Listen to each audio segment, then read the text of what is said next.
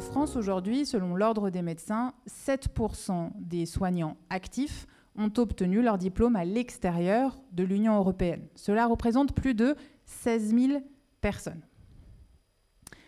Cette part est en augmentation constante et ce ne sont là que ceux qui ont obtenu leur équivalence à l'issue d'un parcours de plusieurs années. Les médecins qui ont obtenu leur équivalence, comme vous pouvez le voir sur le graphique derrière nous, viennent de Tunisie, de Syrie, du Maroc et pour plus d'un tiers d'entre eux, d'Algérie. Au quotidien, certains hôpitaux indiquent faire travailler 20% de ces médecins, parfois 40%. Pour la plupart, ils sont encore en formation. Ce sont de tous ces médecins dont nous allons vous parler ce soir. Nous allons leur donner la parole parfois, nous allons raconter leur histoire et leur parcours, car certains n'ont pas souhaité être sur scène avec nous. Et puis, on va démêler les décrets et les arrêtés qui encadrent leurs conditions de travail, parce que finalement, la situation de ces médecins, elle vient illustrer les difficultés de l'hôpital français, et c'est une question éminemment politique. Comme Maïssa, la plupart ont souhaité garder l'anonymat, parce que leur parcours en France n'est pas aisé, mais aussi parce que quitter son pays peut parfois être pris comme un abandon de poste. Je vais vous parler de Younes. Younes, ce n'est pas son vrai prénom. Younes a obtenu un diplôme de cardiologue en Algérie. À la fin de leurs études, les médecins spécialistes algériens doivent travailler pendant 1 à 4 ans dans les hôpitaux d'une zone sous-dotée en médecins. C'est ce qu'on appelle là-bas le service civil. Alors Younes, à la fin de ses études, part dans le centre de l'Algérie et là, pendant 2 ans, il partage son temps de travail entre 2 hôpitaux distants d'une quinzaine de kilomètres l'un de l'autre, l'un dans une ville de 150 000 habitants, l'autre dans une plus petite commune de 30 000 habitants où il n'y a pas de service de cardiologie. Pendant cette période, Younes dit qu'il sent qu'il régresse. Au quotidien, il n'a pas accès à un plateau technique de haute qualité. Et puis, il dit qu'il a l'impression de soigner avec les moyens du bord. Alors Younes décide de partir en France. Et là, tout va très vite. Il envoie quelques mails et il reçoit une réponse positive du chef d'un service de cardiologie d'un hôpital de l'Est de la France. Il atterrit dans une ville de 15 000 habitants. Et dans l'hôpital, ils sont 2 cardiologues. Paola, elle est syrienne. Elle a terminé ses études en 2021 à Alep, en Syrie. Et du fait de la guerre qui se prolonge dans son pays, elle a décidé d'aller exercer à l'étranger. Avec sa famille, elle bénéficie d'un titre de séjour et elle vient régulièrement en France. C'est donc tout naturellement qu'elle choisit de venir s'installer à Paris. Quand elle arrive, elle enchaîne les contrats courts, des contrats de 6 mois qui ne lui permettent pas d'avoir un poste de titulaire. Elle va passer l'examen de validation des connaissances dont on vous a parlé, sauf que pour la seconde fois à la fin de l'année dernière, elle a échoué. Elle est donc dans l'attente et elle va devoir repasser l'examen en fin de cette année 2024. Petite note d'espoir, le chef de service d'un grand hôpital parisien souhaite la prendre dans son équipe. Elle était même intégrée au planning, elle devait débuter en mai. Malheureusement, la préfecture bloque la signature de son contrat. Elle doit donc attendre avant de commencer. Kaina Iresh est arrivée en Normandie en 2012. Kaina, avec son diplôme de médecin algérien, n'a pas réussi à trouver de travail. Il y avait bien des petits contrats de FFI. FFI, vous savez, c'est ce sigle qui veut dire faisant fonction d'interne, qui est un type de poste que l'on propose aux médecins étrangers, mais cela ne convenait pas à la situation de Kaina. Alors Kaina a repris des études d'infirmière, et c'est avec ce diplôme-là qu'elle a été finalement embauchée dans un service de psychiatrie. Kaina Iresh n'a pas pu être avec nous ce soir, mais nous vous proposons de l'écouter tout au long de la soirée. Là, elle nous explique son arrivée dans un hôpital français. Je suis arrivée en France en 2012, mais à cette époque-là, je ne m'attendais pas à ce que le parcours soit aussi difficile que ce que j'ai rencontré par la suite. Je suis arrivée en France au niveau de la région Normandie. C'est quand même une région qui est un désert médical, mais pour autant, je n'ai pas pu trouver de poste de travail en tant que FFI. J'ai eu des propositions pour des postes de FFI, mais c'est sur un laps de temps très court, de 2 mois. J'ai décidé de faire une formation d'infirmière. J'ai connu beaucoup de discrimination lorsque j'ai fait ma formation d'infirmière. Mais malgré cela, j'ai validé mes stages avec brio. J'ai pu avoir mon diplôme avec 19,75 de moyenne. J'ai travaillé en psychiatrie et j'ai pu poursuivre mon activité jusqu'à progressivement prendre un poste de PAA, de praticien attaché associé, quelques années plus tard, dans le même établissement. Initialement, dans mon établissement, il n'y avait pas de médecins étrangers. Donc, je travaillais moi-même en tant qu'infirmière. Il y avait une autre collègue qui travaillait en tant que FFI sur une structure extra-hospitalière. Il n'y avait pas plus que ça. Les 2 dernières années, la pénurie médicale était telle que nous avons dû recruter des médecins étrangers. J'ai travaillé moi-même avec la direction pour orienter beaucoup de médecins étrangers dans mon établissement. Alors, si ces médecins sont au cœur de l'actualité, c'est parce qu'en fait, ils viennent répondre aux urgences des hôpitaux français. Des postes non pourvus, des services d'urgence à flux tendu, des délais qui s'allongent pour rencontrer des spécialistes. Les embaucher, c'est une nécessité. Et c'est aussi parfois une manière d'éviter la fermeture des services. Cette information, elle a été publiée sur le site de France Bleu le mercredi 22 mai. Elle nous dit qu'à partir du lendemain, les services d'urgence vont fermer la nuit et jusqu'au lendemain matin, 8h30. Pourquoi ? Parce qu'il n'y a pas assez de médecins pour faire face à l'ouverture du service. Une infirmière des urgences qu'on a rencontrée sur place, elle nous explique qu'en fait, les équipes font face à des arrêts maladie et que parfois, en fait, c'est impossible de se faire remplacer et de prendre le relais. L'annonce pourrait passer inaperçue. Pertuis, c'est une ville moyenne de 20 000 habitants en PACA. Mais c'est aussi une ville qui est à la croisée de plusieurs départements, les Alpes de Haute-Provence, les Bouches-du-Rhône et le Vaucluse. Ce sont des territoires ruraux qui sont moins couverts par l'offre de soins. Dans le département voisin, dans les Alpes de Haute-Provence, c'est la même situation aux urgences de Manosque, qui sont régulièrement fermées la nuit. On a rencontré une habitante, Barbara, et elle nous explique qu'elle habite à 20 minutes de Manosque, elle est mère de 2 enfants, et elle va nous raconter un petit peu quelles sont les conditions d'accès quand on habite dans ce département. On l'écoute. Si on est malade, il faut avoir pas mal de choses chez soi, parce que pour avoir un rendez-vous chez le médecin, c'est très compliqué.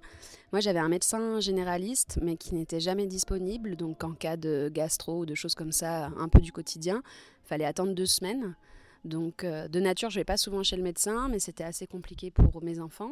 Et au niveau des urgences, en cas vraiment de grosses nécessités ? Alors si c'est la journée, on peut se rendre à l'hôpital de Manosque, qui est quand même à une demi-heure de chez nous, mais seulement la journée, puisque la nuit, les urgences sont fermées. Donc en cas de gros pépins, il faut se déplacer à Aix-en-Provence, qui est à 1h30 de chez nous. Allons un peu plus au sud. Dans le département du Var, la situation est la même. En 2023, un touriste allemand a même été retrouvé mort dans sa voiture. Il n'a pas pu avoir accès à l'hôpital ce jour-là. Les urgences ne prenaient en charge que les soins vitaux. Des services d'urgence qui ferment par manque de soignants, cela fait réagir. Mais il y a une autre pandémie silencieuse, celle-là que le Covid a aggravée et que le manque de soignants, là encore, accélère, c'est celle de la santé mentale. Dans les services de psychiatrie, comme dans celui dans lequel travaille Kaina, qui vous parlait tout à l'heure, il manque des lits, il manque des soignants pour prendre en charge les patients en détresse. Et tout cela dans un relatif silence médiatique. Les professionnels parlent d'un désastre sanitaire. Les associations de familles de patients qui aimeraient bien avoir accès aux soins parlent de parcours du combattant. L'urgence est là, il faut recruter.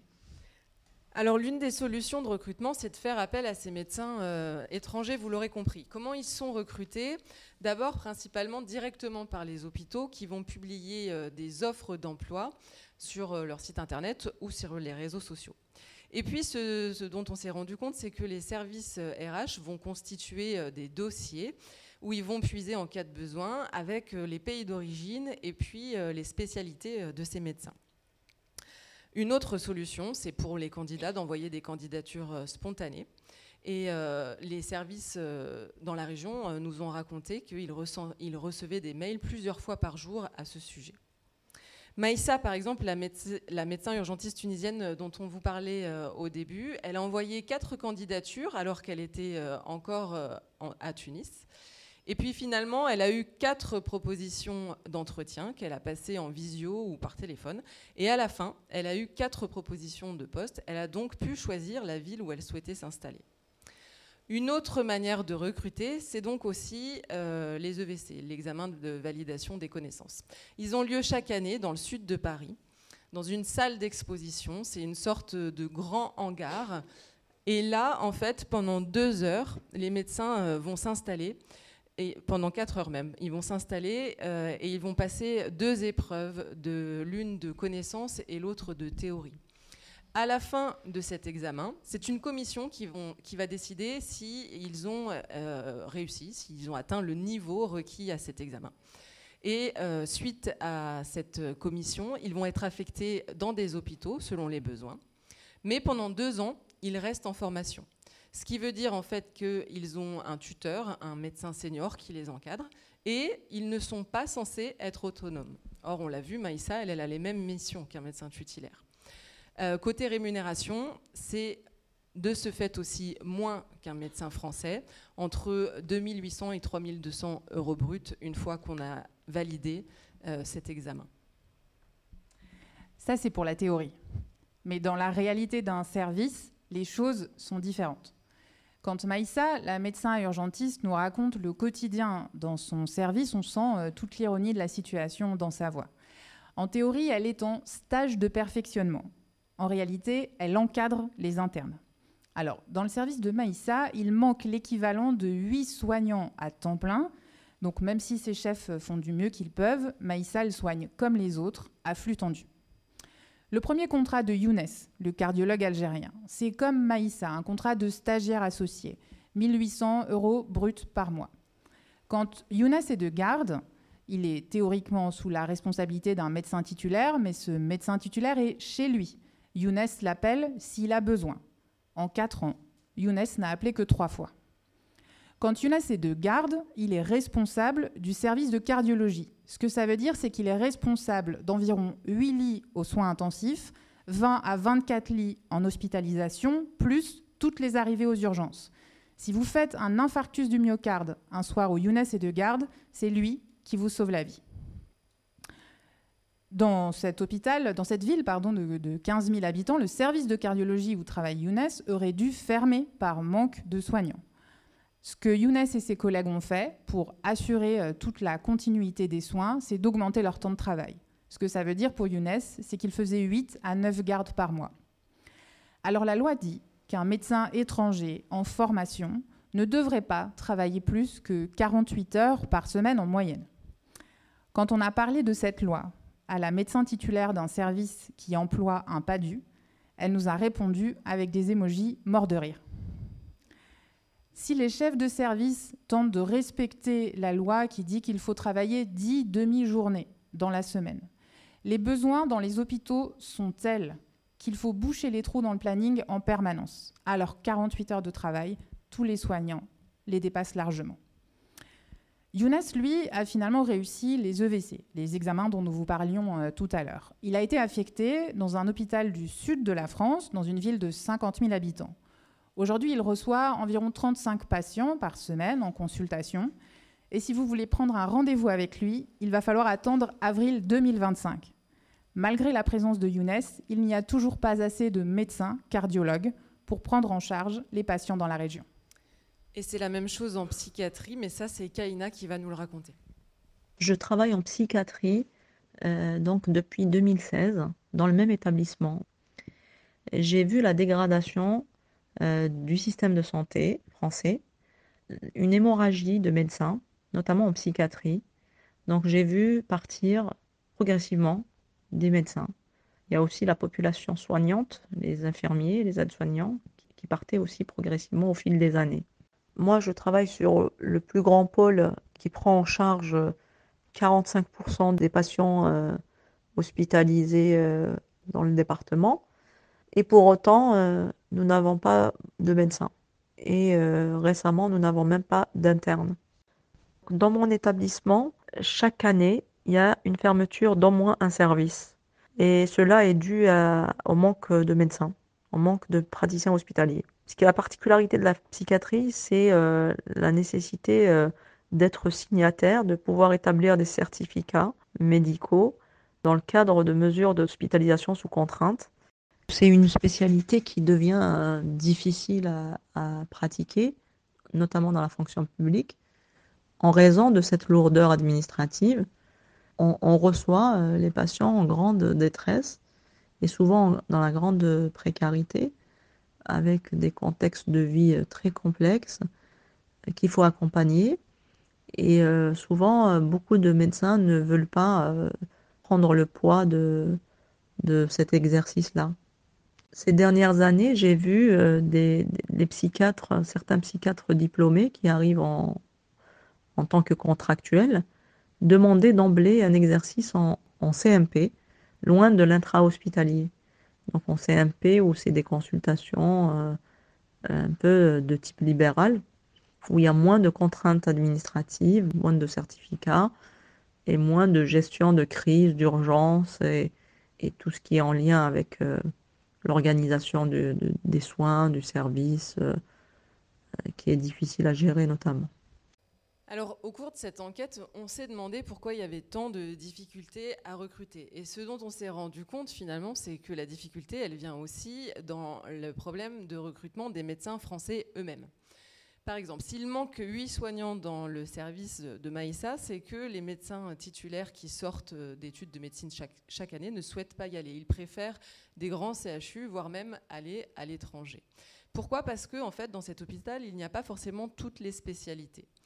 Par exemple, si vous faites un AVC dans la région et que vous devez être pris en charge, le meilleur moyen de vous en sortir, c'est une thrombectomie. Une thrombectomie, c'est un médecin qui va venir poser un cathéter dans l'artère qui est bouchée pour enlever le caillot de sang. Le problème, c'est que dans l'hôpital de Maïssa, cette spécialité, elle n'existe pas. En tout cas, il n'y a pas de médecin qui la pratique. Ce qui veut dire qu'on va devoir vous transporter en ambulance à Nice. Mais la nuit, dans l'hôpital, il n'y a pas d'ambulance pour faire les transferts. Donc, l'équipe de Maïssa va vous prendre en charge, mais avec une autre méthode qui va vous demander un peu plus de temps pour vous en remettre et qui va faire porter aussi plus de responsabilité sur l'équipe de Maïssa. Et c'est ce poids-là, en fait, que les médecins ne veulent plus prendre en charge et c'est ce qui explique les difficultés de recruter dans ces établissements. Par ailleurs, les chefs de service, ils nous ont expliqué qu'il y avait un peu une évolution aussi de ce que les médecins attendent quand ils commencent à travailler. Ils vont demander un peu plus de temps pour leur vie personnelle, pour leurs loisirs. Et donc, pour recevoir le même nombre de patients, finalement, il faut plus recruter. Enfin, une des explications, c'est la crise du Covid, qui a accéléré en fait la crise de l'hôpital public. Les médecins vont avoir tendance à se tourner plus vers le privé, et donc il est plus difficile de recruter des agents et des médecins dans l'hôpital. Ce que nous montrent en fait les chiffres de ces examens de vérification des connaissances, c'est que au fil des années, il y a de plus en plus de spécialités qui sont représentées. Avant, on voyait surtout des pédiatres, des psychiatres ou des urgentistes. Ces derniers temps, en fait, c'est toutes les spécialités qui vont être à cet examen. Et on voit d'ailleurs que depuis 2020, on vous a préparé un graphique, donc on voit que les chiffres, ils augmentent un peu d'un coup, tout comme les chiffres des médecins français, mais en tout cas, ils vont avoir tendance à augmenter plus rapidement même que les nombres de médecins français qui sortent d'études chaque année. Et ça, pour Kaina, qui est aussi la représentante d'un syndicat qui s'appelle SOS PADU, c'est un problème, parce qu'elle ne pense pas qu'augmenter le nombre de WC va permettre de répondre à toutes les questions. On l'écoute à ce sujet. Le système de santé français, qui fait travailler des médecins étrangers depuis des années, doit régulariser, doit trouver le moyen de régulariser ces médecins-là. La problématique des EVC, c'est que c'est un concours ouvert à l'échelle internationale. Donc beaucoup de gens s'inscrivent depuis l'étranger, ce qui est plutôt bien, sauf que les EVC nécessitent un temps de travail, un temps de mémorisation.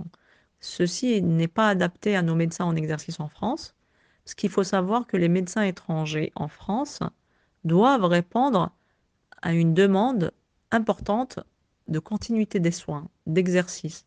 Les médecins étrangers sont beaucoup sollicités pour les gardes. Donc ce sont souvent des médecins qui font 60-70 heures de travail par semaine. C'est qu'avec 60-70 heures de travail par semaine, il est quasiment impossible de préparer un concours aussi sélectif sur le plan théorique. C'est pour cela que nous, depuis des années, nous demandions à ce qu'il y ait une épreuve de vérification des connaissances adaptée à nos médecins en exercice en France, un peu du type du concours de PH avec un examen écrit ou oral, mais qui se baserait sur des connaissances pratiques. L'organisation des EVC, du moins l'après-EVC, est catastrophique à chaque fois. Donc en 2023, nous avons eu beaucoup de médecins qui nous ont écrit pour nous dire que les services dans lesquels ils ont été affectés ne sont pas validants, ou pour nous dire que le service dans lequel ils étaient affectés était fermé depuis quelque temps, ou nous dire par exemple que le professeur du service dans lequel ils sont affectés refuse de les prendre.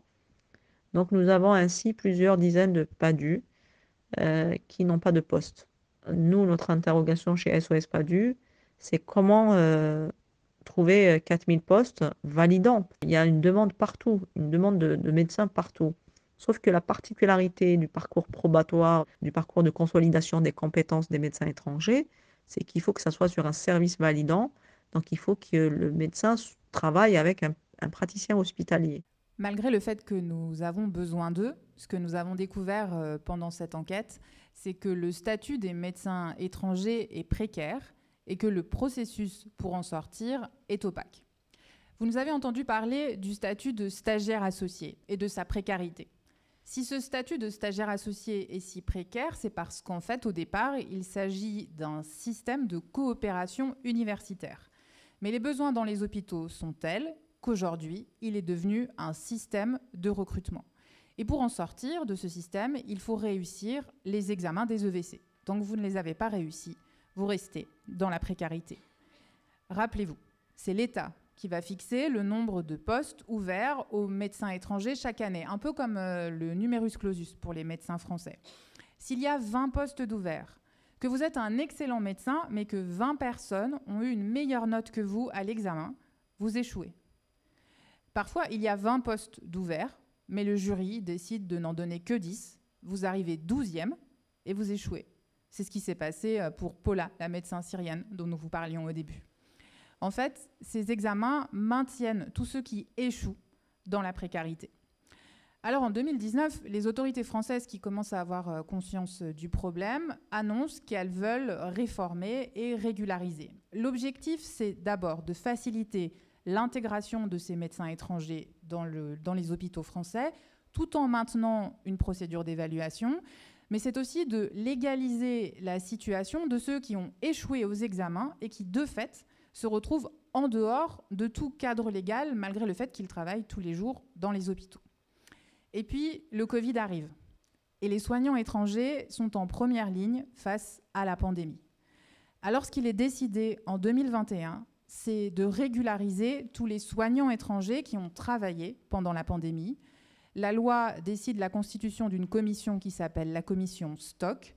Elle doit régulariser 5000 médecins, mais il y a 15% de rejet de dossiers. Mais les médecins, dont les dossiers ont été rejetés, continuent de travailler parce que les besoins sont énormes. Kaina, la psychiatre de Normandie que vous entendiez tout à l'heure, fait partie de ces médecins qui ont été régularisés par la commission Stock. On l'écoute.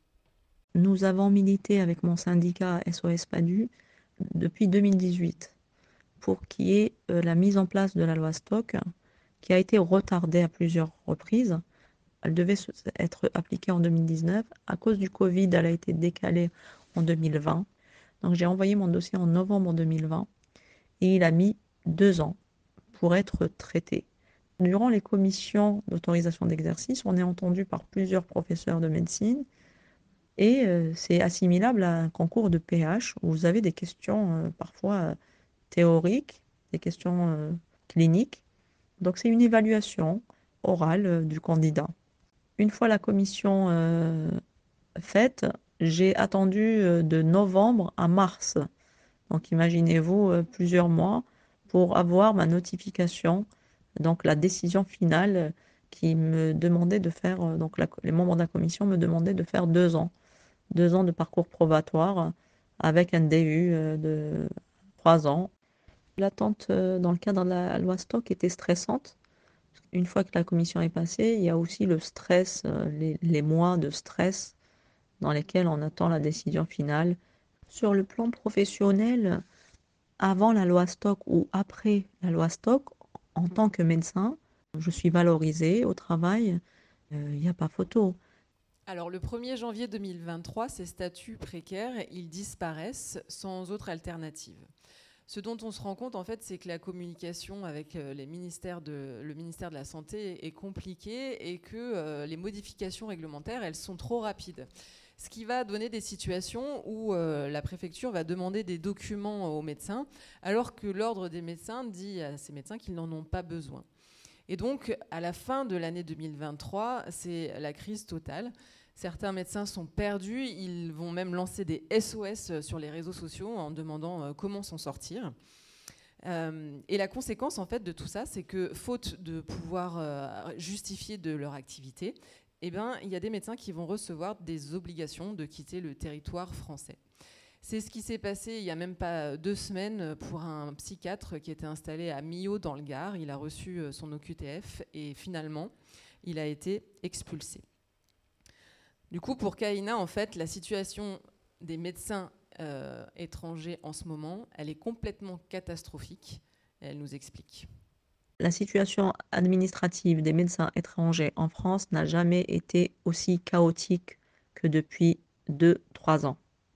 Parce que les médecins étrangers en France ont vu passer plusieurs décrets, plusieurs réformes de statut, de rémunération, de grille, qui ont fait que leur précarité s'est vue décuplée. L'extinction du statut de PAA a mis à la porte plusieurs centaines de médecins étrangers en France, souvent des médecins établis en France depuis plusieurs années. J'ai eu l'exemple d'une personne qui m'a contactée qui travaillait pendant 15 ans, une hématologue, un médecin algérien hématologue, qui a travaillé pendant 15 ans en tant que PAA. Elle a passé les EVC à plusieurs reprises, elle ne les a pas eues, mais elle continuait à travailler parce que son établissement l'a maintenue. Et en décembre 2022, extinction du statut de PAA à échéance du 1er janvier 2023, et ces gens-là ont été mis à la porte. Sauf que ces gens-là, qui ont fait leur vie ici, qui ont leurs enfants ici, et qui n'ont su faire que la médecine en France, n'ont pas pu faire autre chose. Leur pays, c'est la France aussi. Il y a une grosse problématique de communication entre le ministère de l'Intérieur et le ministère de la Santé. Les demandes de titres de séjour des médecins étrangers, y compris les lauréats EVC, se sont vues refusées au niveau des préfectures, sur différents arguments. Donc les médecins étrangers se retrouvaient souvent sans titre de séjour.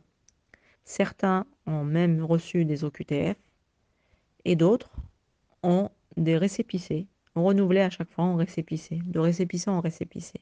Ils arrivent en France, ils viennent avec un enfant ou 2, ou même le conjoint, et toute la famille est dans la même situation administrative, à savoir sans titre de séjour ou avec un récépissé.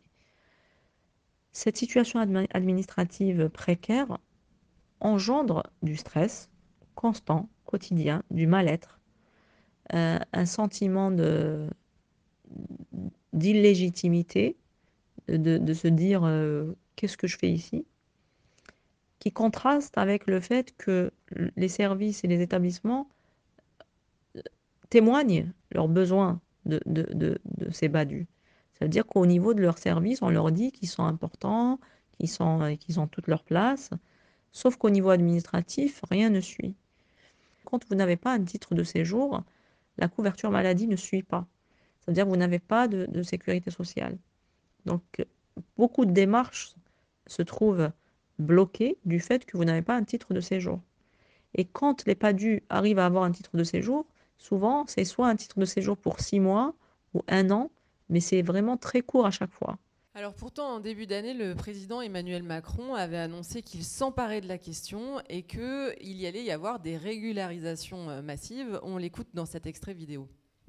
Je demande donc au gouvernement de sortir, si je puis dire, des codes et des cases, d'envisager des solutions plus radicales pour mettre fin à ce qui alimente ce sentiment de déclassement.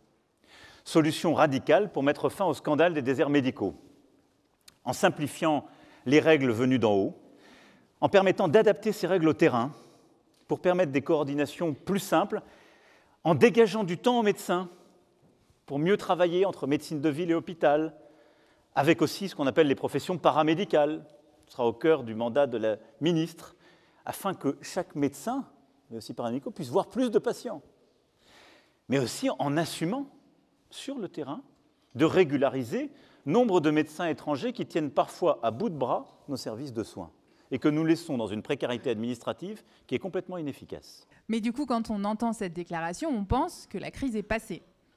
Mais dans le décret qui est publié, il n'est pas du tout question de régularisation. Ce que les autorités françaises proposent alors aux médecins étrangers, c'est une autorisation temporaire d'exercice d'une durée d'1 an, à condition qu'ils se présentent de nouveau aux examens de validation des compétences à la fin de cette année. C'est donc un prolongement de la précarité. Avec ces contrats de 6 mois et ces autorisations temporaires, comment obtenir une carte de séjour? Comment renouveler son visa? Comment peut-on convaincre un propriétaire de louer son logement? Comment peut-on ouvrir un compte bancaire ou une ligne téléphonique? Cette différence entre le discours du président Emmanuel Macron et la réalité sur le terrain semble venir d'une inquiétude, celle de la compétence qu'auraient ou n'auraient pas les médecins étrangers. Au mois de mai, lors d'une réunion entre les syndicats qui commencent à s'agacer du manque de solutions proposées depuis la déclaration du président et les représentants du ministère de la Santé, la représentante du ministère de la Santé estime qu'il faut quand même bien poser la question de l'évaluation des compétences. Cette question, les syndicats ont l'habitude qu'on la pose sur la table, mais eux, ils estiment que cette évaluation, elle devrait se faire sur le terrain. Et c'est Kaina Irej, qui est donc syndicaliste et médecin psychiatre en Normandie, qui nous explique. La véritable évaluation du médecin étranger se passe sur le terrain, dans le service, dans l'exercice de ses fonctions. C'est une évaluation qui se fait par le chef de service, par ses collègues, parfois même par les soignants et même le patient lui-même. Un bon médecin doit aussi pouvoir faire un travail d'unité, de communication avec l'équipe, de collaboration. Et ce n'est que comme ça qu'on peut dire que tel ou tel médecin est apte à exercer de manière pleine et entière. Ensuite, la période de consolidation des compétences devrait être adaptée aux médecins. Ça devrait être du cas par cas. Alors un autre argument, il vient compléter celui des personnes qui sont un peu réticentes à régulariser ces médecins, c'est celui du brain drain, c'est-à-dire que ces médecins, ils sont principalement originaires des pays du Maghreb, de l'Est de la Méditerranée, comme vous l'avez vu, parfois aussi d'Afrique subsaharienne. Et donc, ce sont des pays qu'on dit souvent communément en développement. L'argument est le suivant. En embauchant ces médecins, on prive les pays d'origine des médecins dont ils ont besoin. Pour l'Algérie, qui fournit donc le plus grand quota de médecins non européens aux hôpitaux français, cet argument est contestable. En Algérie, en 1998, il y avait 85 médecins pour 100 000 habitants. Aujourd'hui, il y en a 159. Cela veut dire que le nombre de médecins en Algérie a augmenté plus vite que la population. Et à titre de comparaison, en France, il y a un peu plus de 330 médecins pour 100 000 habitants. C'est donc le double que le taux algérien. En revanche, la problématique en Algérie de l'inégale répartition des médecins spécialistes sur le territoire est réelle. 9 régions sur 48 concentrent la moitié des médecins spécialistes. Mais la réalité de la difficulté d'accès des Algériens aux soins ne permet pourtant pas de parler de pillage des ressources médicales par les hôpitaux français.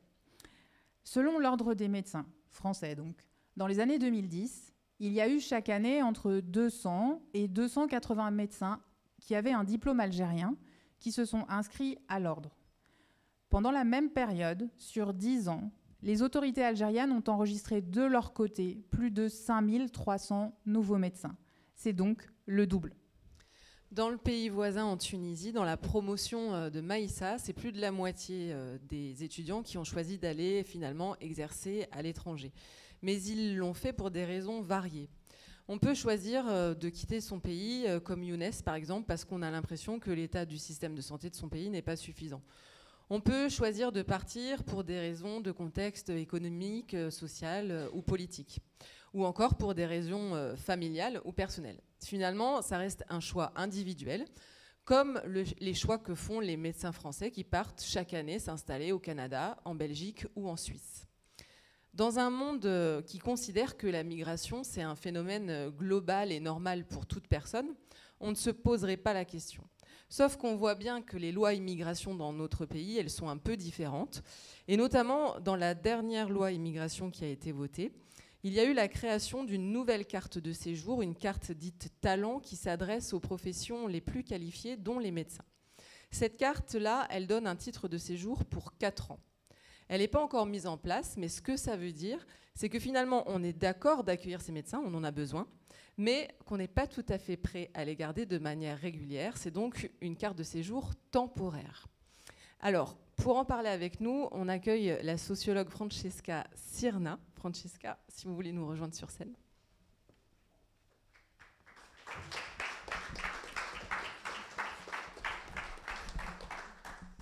Bonsoir. Bonsoir Francesca Cirna. Alors vous êtes sociologue et vous êtes chercheuse au CNRS. Vous êtes aussi membre du centre Norbert Elias à Marseille. Dans le cadre de vos recherches, vous avez rencontré de nombreux médecins, qu'ils soient européens ou non européens. Qu'est-ce qu'ils vous ont dit des raisons qui font qu'ils se sont installés en France et qu'ils sont venus travailler ici? Alors déjà, merci pour cette soirée et pour m'avoir invitée. C'est un sujet très technique, donc merci pour continuer à écouter.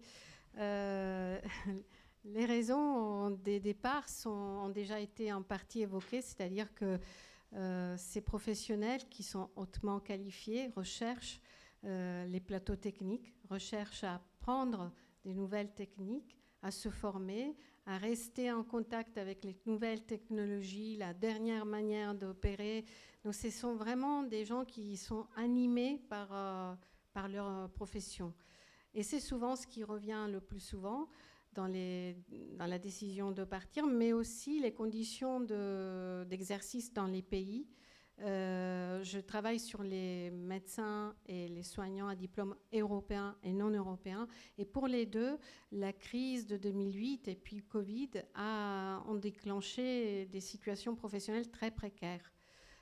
Donc ils essayent de sortir de cette précarité en allant travailler dans un pays où la santé, l'hôpital tient encore, on ne sait pas pour combien de temps, debout, mais voilà, c'est mieux que dans les pays d'origine.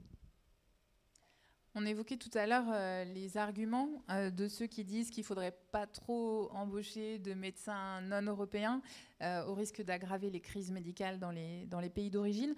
Est-ce que vous pensez que ces arguments sont solides ? Non, mais il y a déjà 10 ans, l'OMS, l'Organisation mondiale de la santé, avait tiré la sonnette d'alarme en disant qu'il faut arrêter d'embaucher des médecins qui viennent des pays en voie de développement. Donc c'est le brain drain, la fuite de cerveau.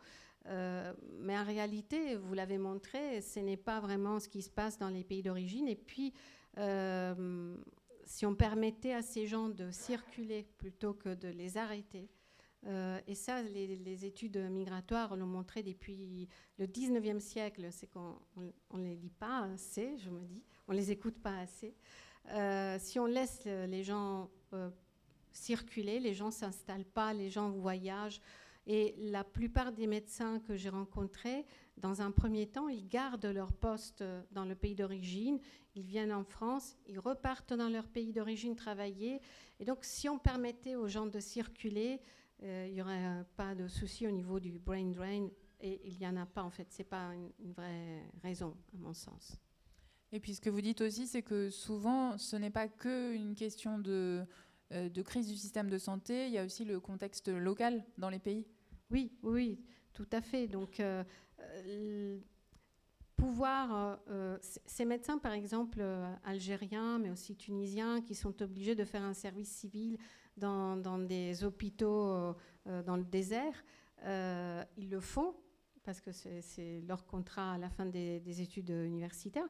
Mais après, ils ont envie d'aller dans des villes où ils peuvent exercer vraiment. Ils disent souvent, c'est le terme qu'ils utilisent, on fait de la bobologie dans ces hôpitaux dans le désert. Ils n'ont pas envie, ils n'ont pas fait des études, des spécialisations pour se retrouver à faire de la bobologie. Donc ils ont envie de soigner, d'apprendre des techniques.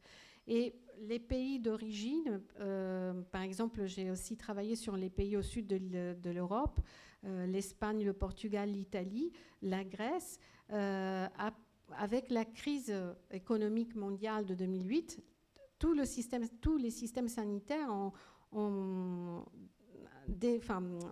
viré et puis rendu les carrières hospitalières précaires.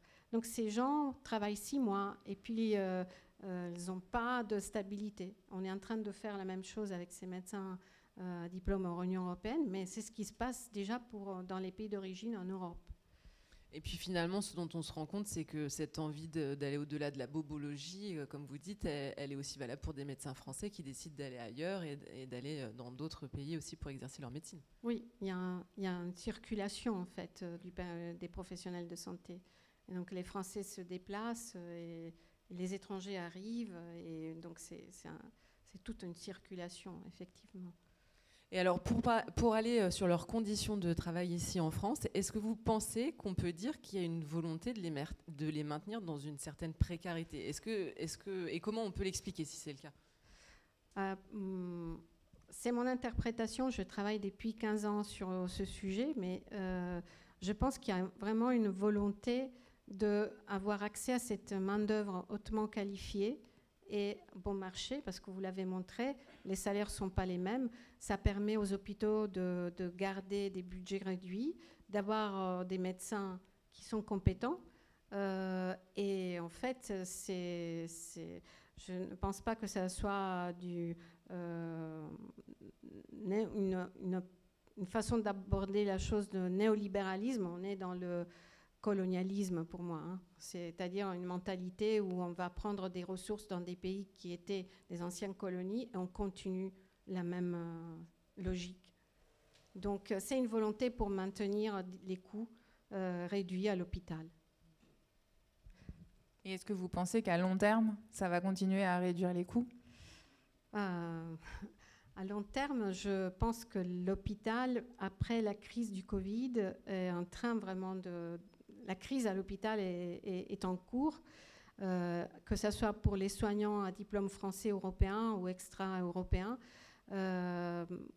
Si on n'arrive pas à stabiliser ces professionnels et qu'on les renvoie chez eux, il n'y aura pas, pour moi, d'issue possible dans les hôpitaux.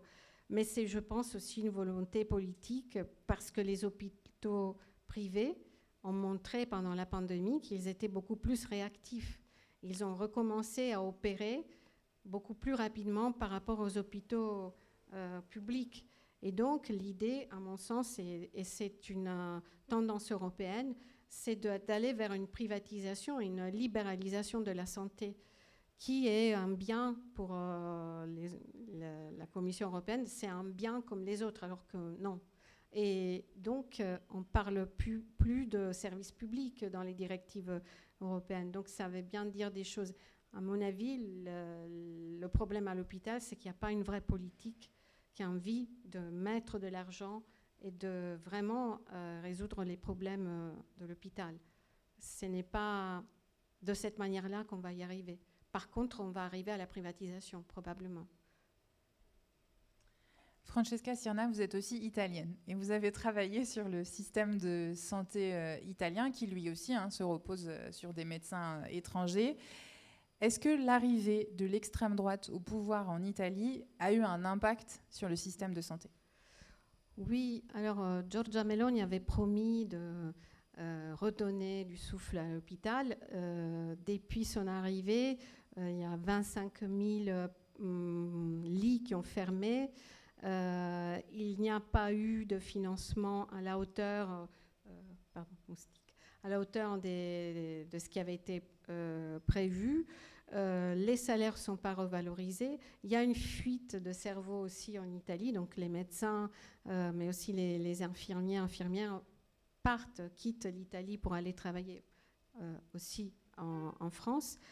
Et dernièrement, on a en fait des missions d'intérim longue distance. Donc, ce sont des médecins cubains qui viennent soigner dans les hôpitaux du sud de l'Italie. La santé en Italie est régionalisée, mais vraiment, on a les ARS aussi ici, mais les politiques de santé sont très régionales. Ce n'est pas une politique nationale, mais chaque région, après, décide du budget des politiques locales de santé. Et donc, le Sud comme pour le reste, est moins favorisé que le nord, et les déserts médicaux sont présents dans le sud de l'Italie. Donc, on fait venir des médecins cubains, 3 mois. Ce sont des accords entre États. Donc, les médecins sont payés avec leur salaire cubain, qui est versé de l'État italien à l'État cubain. Ils exercent pendant 3 mois et ils repartent. En Sicile, dernièrement, dans un hôpital, il y a un service dans une petite ville au centre de la Sicile, un service d'orthopédie qui a fermé puisqu'il n'y a pas assez de chirurgiens et on attend les chirurgiens argentins. Voilà. Bah, c'est une question en tout cas qu'on va suivre et qui donne à penser par rapport à tout ce qui se passe en ce moment ici aussi.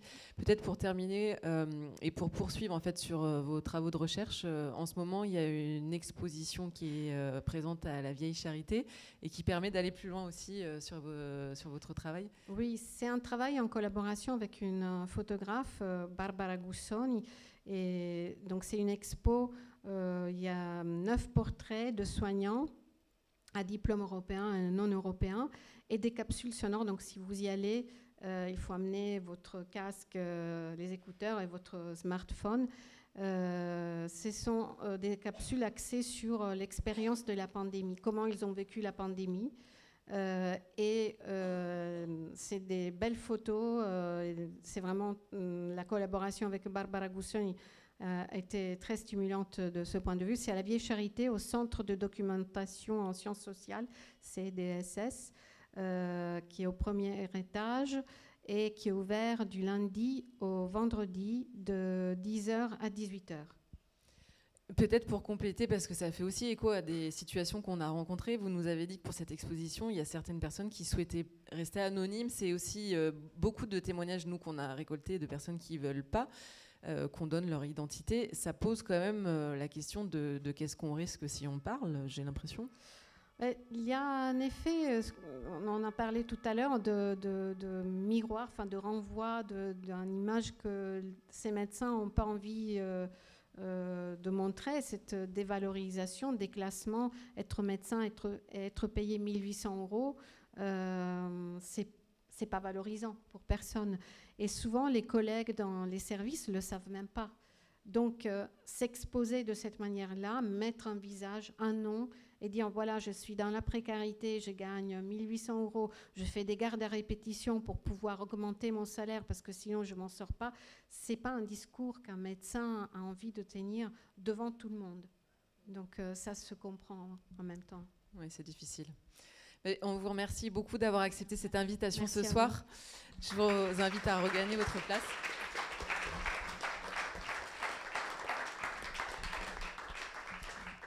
On retrouvera Francesca Cirna pour le débat tout à l'heure. Alors, ce qu'on a découvert en enquêtant sur ce sujet avec Leïla, c'est que finalement, pour garantir un accès total et global à la population française à la santé, les médecins étrangers à diplôme non européen sont une nécessité. Et finalement, les autorités françaises l'ont bien compris, sinon elles n'auraient pas ouvert près de 4000 postes cette année aux examens de vérification des connaissances. Ce qui se dessine en France aujourd'hui, dans le secteur public comme dans le secteur privé, c'est un manque de soignants de plus en plus important. 30% des médecins actifs aujourd'hui en France ont plus de 60 ans. 20 000 médecins actifs sont déjà à la retraite et eux, ils ont en moyenne 70 ans. Les soignants étrangers sont l'une des solutions, à condition qu'ils soient bien traités et qu'ils aient envie de rester.